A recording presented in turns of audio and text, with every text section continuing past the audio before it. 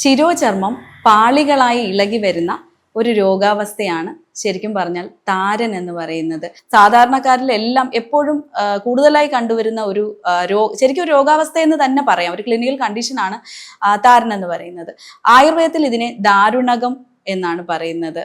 ആയുർവേദത്തിൽ ആചാര്യന്മാർ പറഞ്ഞിരിക്കുന്നത് ഇങ്ങനെയാണ്: കഫവാദങ്ങൾ ഹേതുക്കളായിട്ട് ശിരോചർമ്മം പാളികളായി ഇളകി വരികയും അവിടെ രൂക്ഷതയും ചൊറിച്ചിലും അതുപോലെ ഹെയർ ഫോളും ഉണ്ടാക്കുന്ന ഒരു ക്ലിനിക്കൽ കണ്ടീഷനാണ് താരൻ എന്ന് സംഹിതകളിൽ പറഞ്ഞിട്ടുണ്ട്.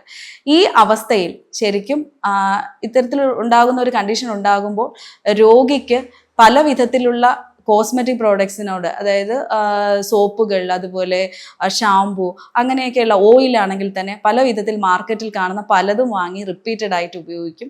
ശരിക്കും പറഞ്ഞാൽ ഇതിൻ്റെ ഒരു കാരണം കറക്റ്റ് കണ്ടുപിടിച്ച ശേഷം ഒരു ചികിത്സയിലേക്ക് പോകുന്നതാണ് എപ്പോഴും നല്ലത്.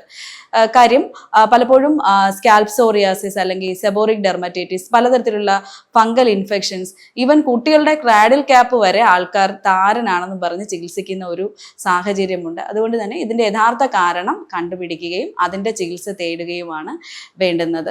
ശരിക്കും കാരണങ്ങൾ നമ്മൾ ഇവാലുവേറ്റ് ചെയ്ത് കഴിഞ്ഞാൽ പ്രധാനമായും നമുക്ക് ഡ്രൈനെസ് ഉണ്ടാക്കുന്ന പല സോപ്പുകളോ ഷാമ്പുകളോ എക്സസീവായിട്ട് ഉപയോഗിക്കുക, ചില ഹെയർ കെയർ പ്രോഡക്ട്സ് ഉപയോഗിക്കുന്നത്. ഹെയർ കെയർ പ്രോഡക്ട്സ് എന്ന് പറയുമ്പോൾ നമുക്ക് മുടിക്ക് സ്മൂത്ത്നെസ് കൂട്ടുന്നതിനും ഒക്കെ വേണ്ടിയിട്ട് നമ്മൾ പല പ്രോഡക്ട്സ് ഒക്കെ ഉപയോഗിക്കുന്നുണ്ട്. അതൊക്കെ എക്സസ് ആവുമ്പോൾ ഇത്തരത്തിലൊക്കെയുള്ള രോഗാവസ്ഥകളിലേക്ക് അത് കൊണ്ടുവന്ന് എത്തിക്കുന്നുണ്ട്. അതുപോലെ ചിലരിൽ ചില ഓയിലുകൾ അപ്ലൈ ചെയ്യുമ്പോൾ ഓയിൽ എക്സസ് ആകുമ്പോഴും താരൻ കാണുന്നുണ്ട്. പിന്നെ ഇതിൽ പ്രധാനമായിട്ടുള്ളത് നമ്മുടെ സ്ട്രെസ്, മാനസിക സംഘർഷമാണ്.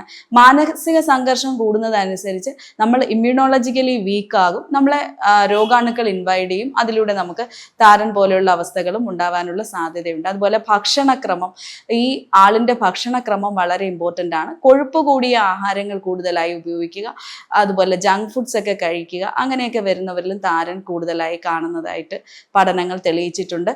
പിന്നെ പുരുഷ ഹോർമോണിന്റെ സ്വാധീനമാണ്. ടെസ്റ്റോസ്റ്റിറോണിന്റെ സ്വാധീനം ഉള്ളവരിൽ, അതായത് പുരുഷന്മാരിലാണ് താരൻ കൂടുതലായി കാണുന്നത്. ചില അഡോളസെന്റ് ഏജിലൊക്കെയുള്ള കുട്ടികളിൽ, ആൺകുട്ടികളിൽ താരൻ കൂടുതലായി കാണുന്നുണ്ട്.